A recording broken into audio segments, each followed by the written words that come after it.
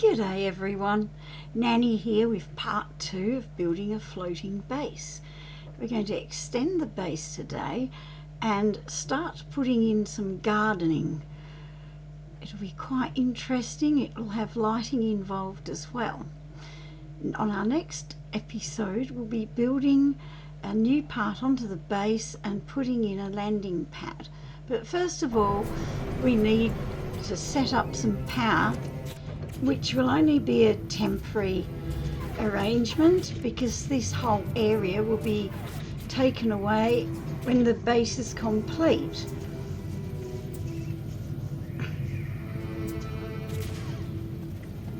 It's always a good idea to have a bioreactor connected to the batteries along with the solar panels.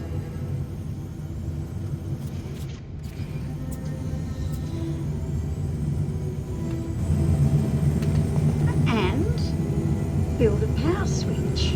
This way you can turn the power off while your batteries are charging up. It makes a really big difference to your power usage.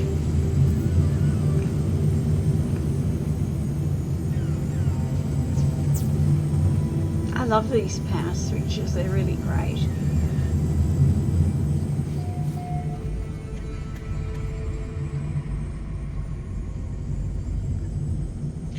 So we're going to build the teleporter.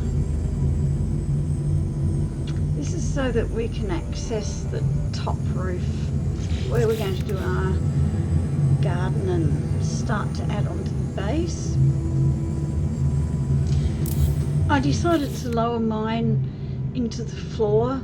I'm not sure that I really like this, the way I've done this, but it's okay because we can glamorize everything once we get underway with the base building. You know, this is again can be moved anywhere later on. So once the base is built you can reassess where everything is and change things if you want to. You can scale down teleporters by using glitching, but that's not what I'm going to do in this video. Later on we'll explore that. So wiring up the teleporter. And now we're going to extend our base. So using the wooden glass panels, snap them on like so.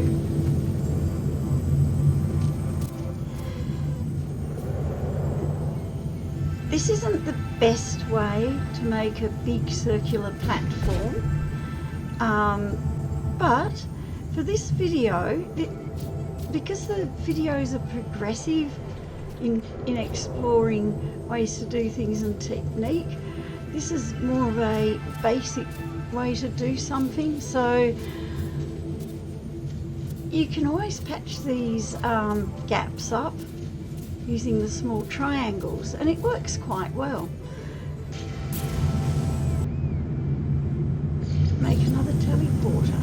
So later on in future videos I'm going to do some bigger circle structures that require some glitching techniques, which I'm going to introduce gradually as the videos progress.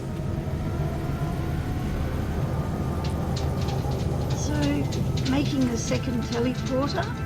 These wires can be attached to the same switch later on so that you can attach your base teleporter to a switch on its own. This way you can turn the base teleporter off when you're not using it, and it helps to save battery charge. So we use the teleporter cable, attach the teleporters, and up we go. I like these teleporters. Now you can use whatever thing you want to experiment with to make this safety barrier. Here I'm using the long fence I'm going to use the short fence on those tricky corner bits because they're not really perfect, but they do snap in okay, and it actually ends up looking okay. Kind of like the effect, really.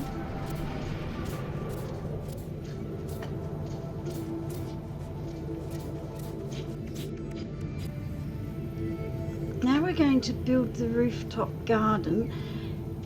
It's only a small example of a garden. You can make it whatever size you want, and I'm sure we'll make it bigger later on in the next episodes.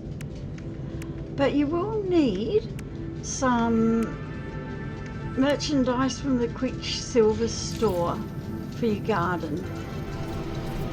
So for the garden bed, I'm placing down the frozen planters, which is a Quicksilver item. The best way to get Quicksilver is do the weekend mission, and they're not hard to do, and you can do them on your own.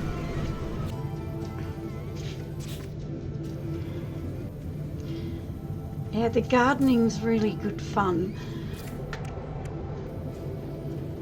and you can get some really fabulous things to improve and decorate your base at the Quicksilver store.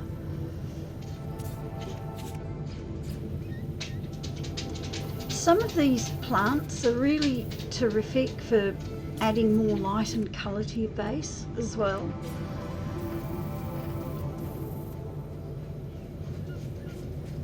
And you can make some really terrific colour combinations.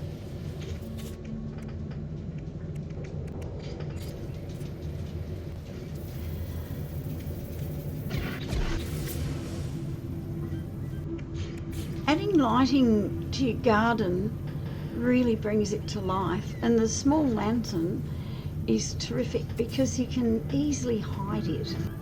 And if you are having trouble placing it where you want it to go, scale it down as you place it. It kind of then will shrink into the spot. I love the building aspect of No Man's Sky. It's amazing. And if you get into glitch building, it can be really super creative. Anyway, thank you for watching, and see you in part 3. Stay well, be kind, and have fun. See you later.